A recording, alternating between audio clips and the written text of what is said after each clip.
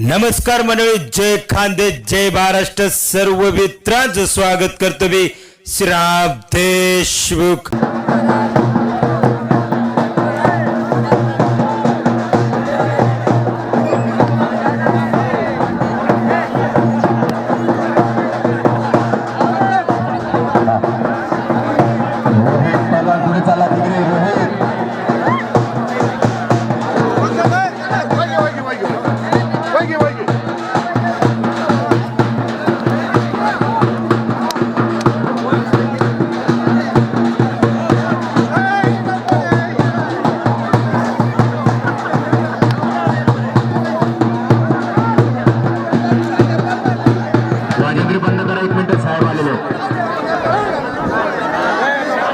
महाराष्ट्र राज्य पोलीस कर्मचारी एपीएस आहे.